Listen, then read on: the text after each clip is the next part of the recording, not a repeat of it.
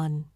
You will hear a woman telephoning a car rental company to ask about car renting services.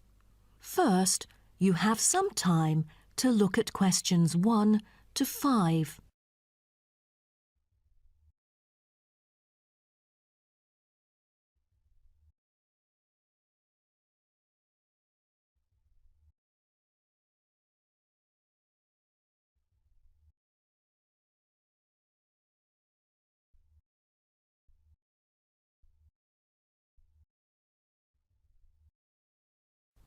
You will see that there is an example which has been done for you.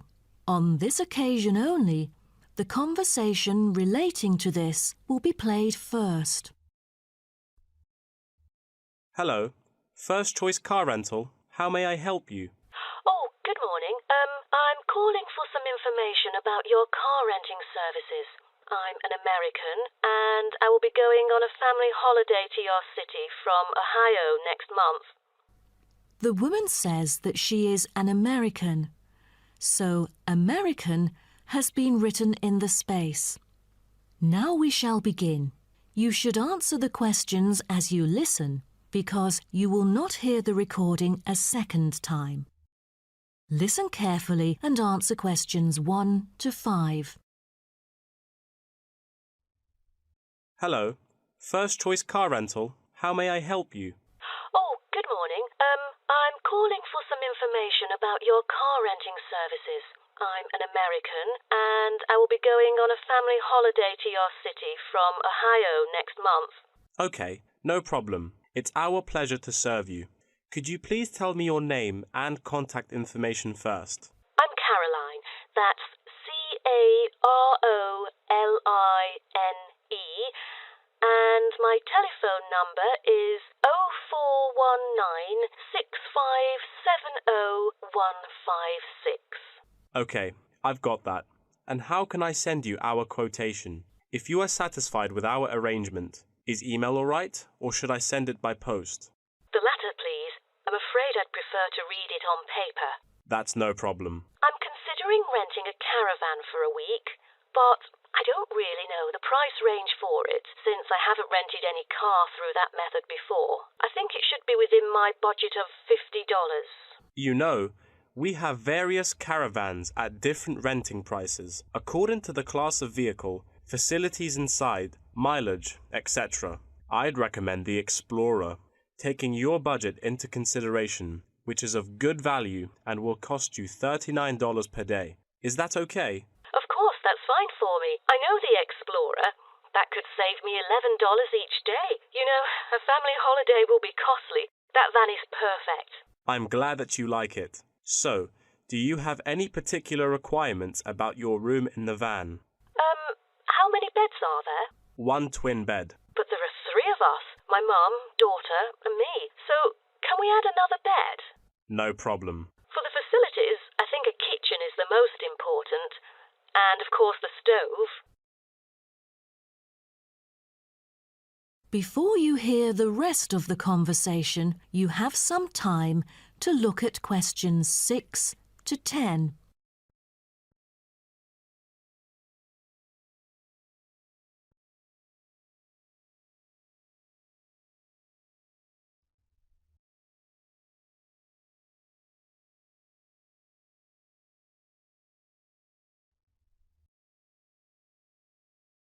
Now listen and answer questions 6 to 10.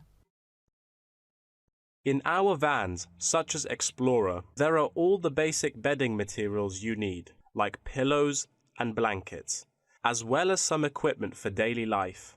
And many things can be added into your room according to your needs, such as a coffee maker. Well, I need to have a heater in case it'll be cold at night, and a microwave, of course.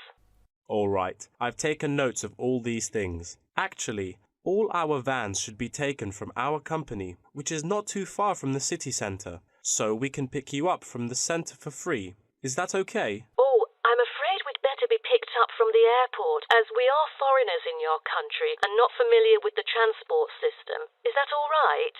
Yes, it is no problem. With that comes the information for the insurance. I need the driver's name and age. That is my daughter, Chris, who is 19, the youngest driver amongst us three. I'm sorry, but our company only accepts caravan drivers aged 25 or over, according to our regulations. So... Well, that would be me, Caroline, and I'm 49 years old. And where was your driving license issued? I mean the country. I've got a license in America, but I've also got one in Australia, which is still valid. Is it better for me to register the local one from your country? Yes, that might be better. So your registration number is... That is the end of section 1. You now have half a minute to check your answers.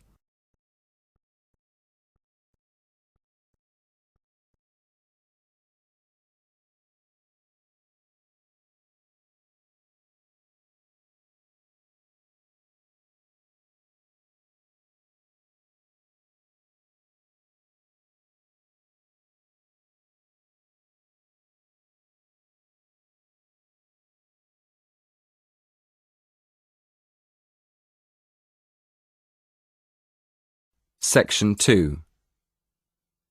You will hear a talk by a tour guide. First, you will have some time to look at questions 11 to 17.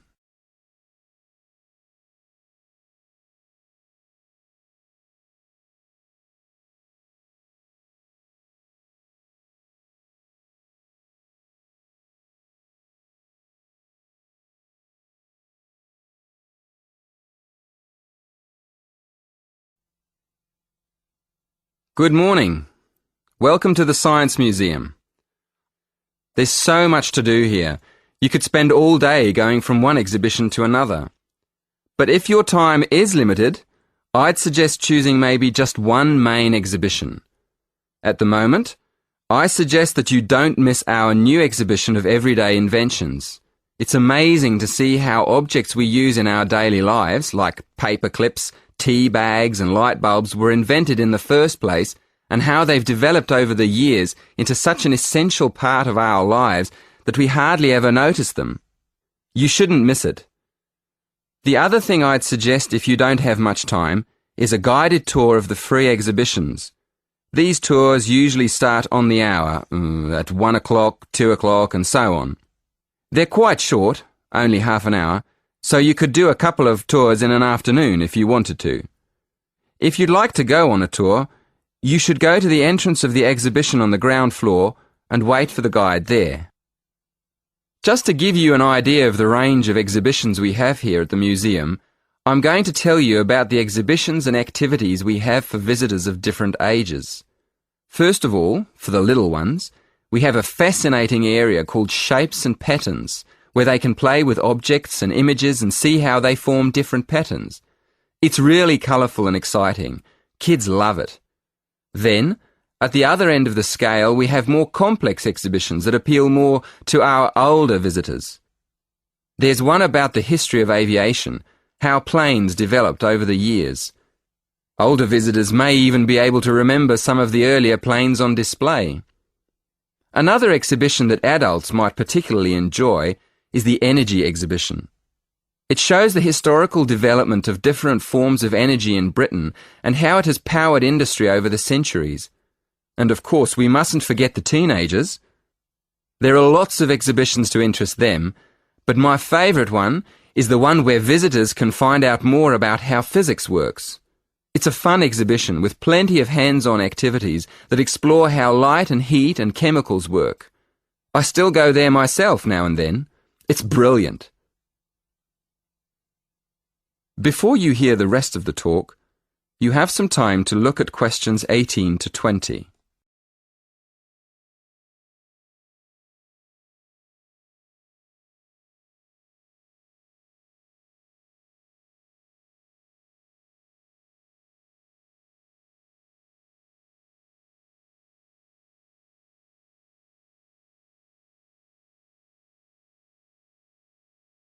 Now listen and answer questions 18 to 20. Most of our exhibitions are free, but you will need a ticket for some of the special ones, like the 3D film shows. So let me explain how you get a ticket online. Of course, you can do this directly at the ticket office, but if there's a long queue, you can book online on your mobile.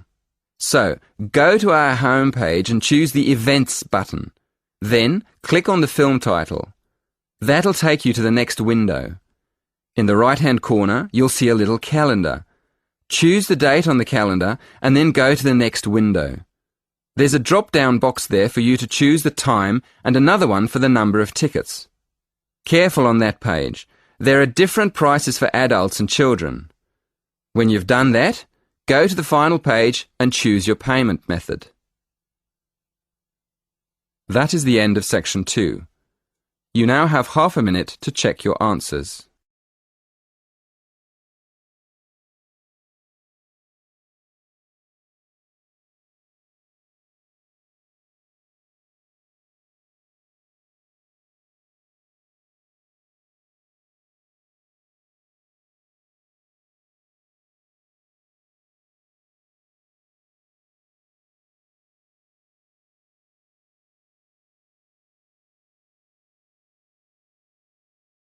Section 3. You will hear 3 students discussing a programme of activities for new students at a college. First, you have some time to look at questions 21 to 26.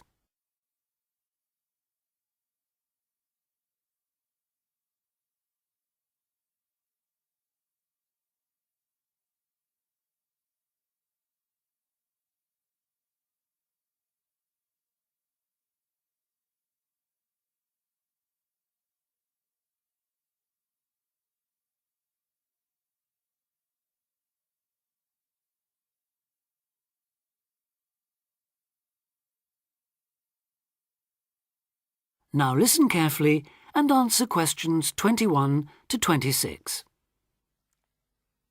So you were both on last year's orientation course then? How did it go? I loved it. The activities were well organised and I met people from all over the world. Yes, it was useful. And you think I should sign up for this year's course? Yes, definitely. Apart from being fun, it really does prepare you for all the things you have to do in your first couple of weeks. In fact, one of the most useful things was chatting to people who'd already been there for a year, so-called senior students. They'd been on the orientation course the year before last and recommended it to us. Oh, and there was a great atmosphere at the formal dinner too. It was so colourful with people in their traditional dress from Asia, Africa, South America. It was one of the high points of the whole week. That was right at the end, of course. The first thing they did on the Monday was take us on a guided tour of the Students' Union. And after that, they took us round the city centre, showing us things like the bus station, the main shops. And the best pubs. Right, so it was very worthwhile. Yes, though maybe they could have taken us to a better nightclub. The music at the place we went to was lousy. That's a matter of taste, surely. Well, anyway, the next day they showed us around everything on the campus. And believe me, it was everything. We must have walked miles. I could have done with less information on every building in sight, given that I'll probably never need to go into half of them, and a bit more on places everyone's likely to use at some time or other, like the sports block, the health centre, the bicycle and car parks. Which reminds me, there was an afternoon session on how to drive in this country, which seemed to me a bit weird, you know, for a university course. I suppose it's because there have been accidents involving students who aren't used to people driving on the left. I was there, actually. How was it? Well, I must say I was a bit disappointed. There were some useful driving tips, but it might have been more helpful if it had included stuff for pedestrians. How to avoid getting run over, for example. You didn't go to the session on safety then? No. Well, apparently that dealt with road safety for pedestrians, along with lots of other aspects, of course. I wasn't there myself, but that might be something worth going to, Julia. Before you hear the rest of the discussion, you have some time to look at questions 27 to 30.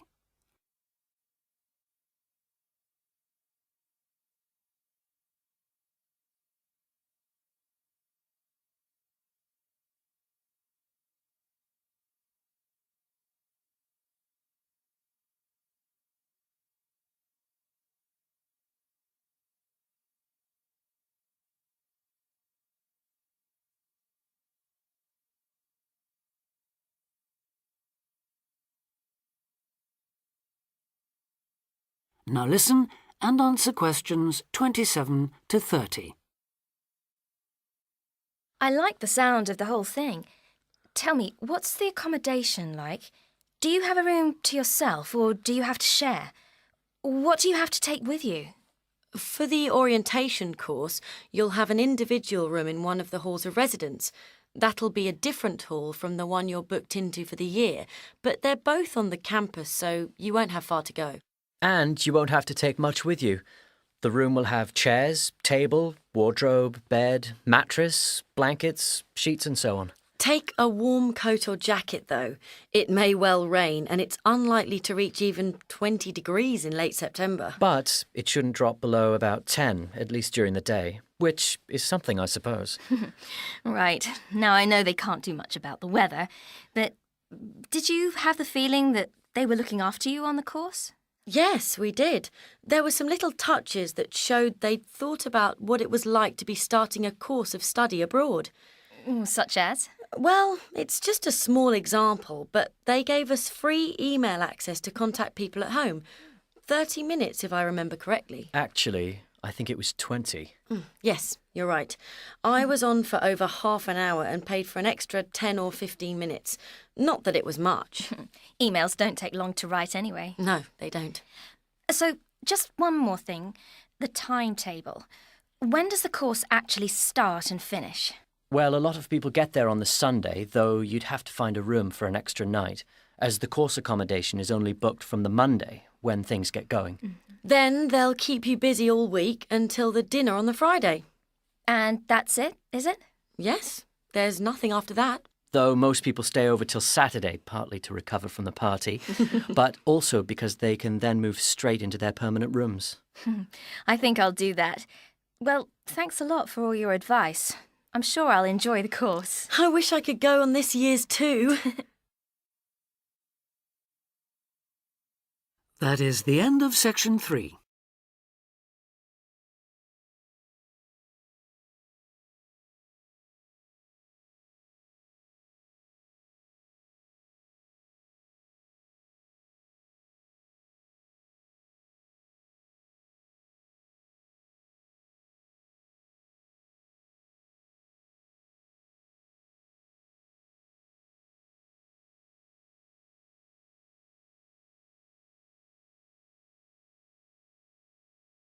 Section 4.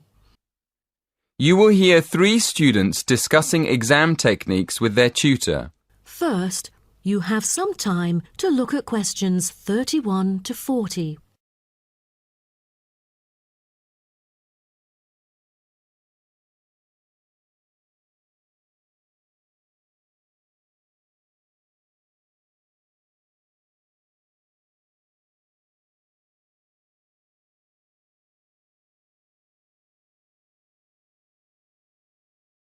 Now, listen carefully and answer questions 31 to 40. Morning, everyone. I thought we'd get together today and just talk about exam techniques. I'm sure everyone has different ideas about them. So, shall we find out what you do first when you get into an exam? Check that you have the right exam paper? It sounds funny, but students do actually answer the wrong exam paper sometimes. So check that it's your exam first. Then what? Write your examination number on the answer sheet? Well, it might sound obvious, but writing your examination number at the beginning of the exam can be a good idea. Apart from making sure the examiner knows who wrote the exam, can anyone say why? It can help you relax. Yes, that's right. Doing something easy like that gives you a chance to calm down. Right, so what do you do next? Read the questions carefully? Well, before you read the questions, what should you do? Read the instructions. Yes, you should read the instructions next. You need to know how many questions you have to answer and whether you have to answer all the questions or only some. What other important information do you need to check before you start? How much time you have? Yes, Jerry's right. You need to make sure that you know how long the exam is so you can manage your time properly. OK, what do you do next? Read the questions? Yes, it's very important to read the questions, not just once, but several times. I usually make a few notes when I'm looking at the questions. Sometimes a question looks easy, and then when you start writing, you realize that it's actually more difficult than you thought. Yeah, but you don't want to spend too much time writing notes. No, but it's a good idea to jot down a few ideas to see if you can remember the arguments for the topics you studied most. Once we've decided, is it better just to start at the beginning and answer the questions as they appear on the exam, or should we start with the easy questions? Well, I start with the questions that I know better and leave the ones I'm not sure of for the end. That's what I do. But I still keep an eye on the clock, especially when the questions are all worth the same number of marks. Mac's right. If you write one very good answer, but it's only worth 30% of the marks, you still lose the other 70% on that exam. So it's better to write our main ideas for a question, even if we don't have time to answer it properly. Yes, absolutely. We can't give you marks for writing nothing. But if you give us your main ideas, we can give you some marks. Oh, really? I wish I'd known that in my last exam. I spent all my time writing a long answer to one of the questions and didn't get round to the other two. I didn't understand why I got such a low mark. Yeah, that's what happened to me. Luckily, my tutor explained it afterwards, so I never did that again. That is the end of section 4. You now have half a minute to check your answers.